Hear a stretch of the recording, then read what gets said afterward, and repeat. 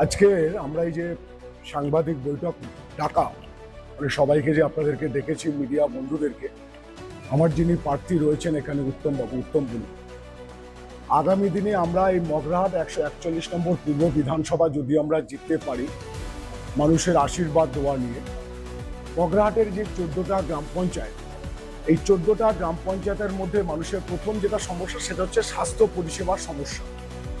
আপনারা প্রত্যেকেই অবগত আছেন যে মোহনপুর বলে একটা পঞ্চায়েত আছে, মোহনপুর গ্রাম পঞ্চায়েত।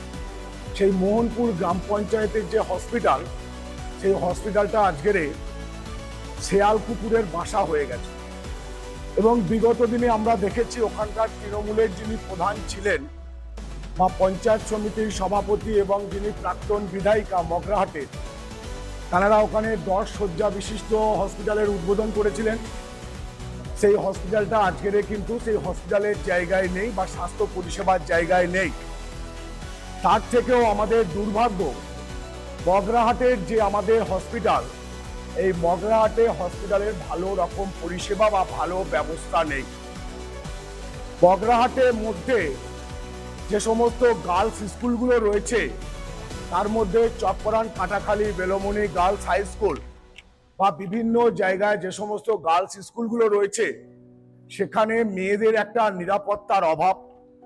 প্রথম কথা, শিক্ষা এবং স্বাস্থ্যর সাথে সব থেকে আপনারা শুনলে অবাক হয়ে যাবেন, দীর্ঘদিনের পঞ্চায়েত এবং পঞ্চায়েত সমিতি যারা চালান, এখানকার যিনি বিধায়িকা ছিলেন, অর্জুনপুর থেকে একটি রাস্তা বরদ গ্রামে এসেছে।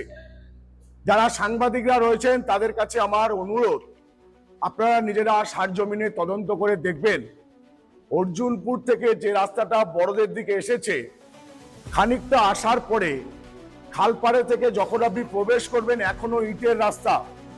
সেই ইটের রাস্তায় বর্ষাকালে মানুষ তো দূরের কথা, গরু ছাগল পর্যন্ত যাবার ব্যবস্থা নেই। দ্বিতীয় হচ্ছে, আপনি ধনিরামের চকে একটা গ্রাম আছে, গতকালকে আমি আমার প্রার্থীকে নিয়ে প্রচারে গেছিলাম।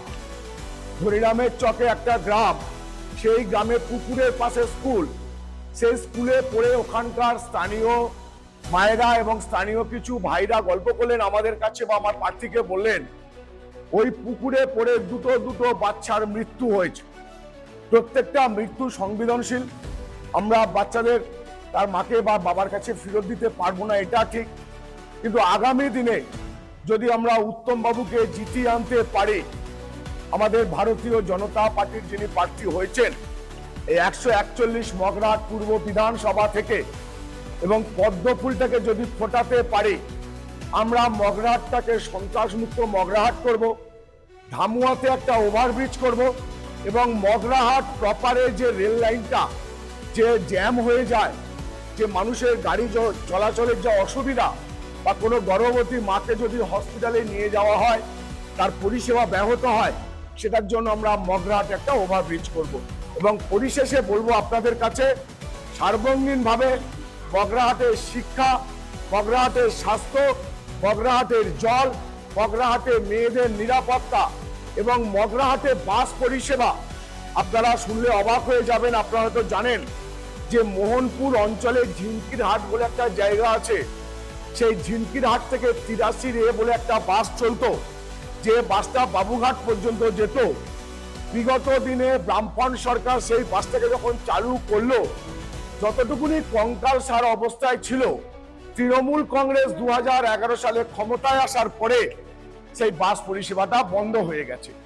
আজকে ধামুয়া থেকে যদি কেউ যায়, মোটর থেকে নেমে যদি কেউ যায়, বা মগরাহাট থেকে নেমে যদি কোনো দূরে কোনো গ্রামে কোনো ভাইকে বা বোনকে যদি পড়াশোনার জন্য যেতে হয় বা ছেলে মেয়েকে যেতে হয়, সেখানে গাড়ি ভাড়ায় তাদের খরচা হয়ে যায়। সুতরাং তাদেরও একটা নিরাপত্তার দিকে চিন্তা করে আগামী দিনে উত্তম বাবুকে জেতার সংকল্প আমরা করব।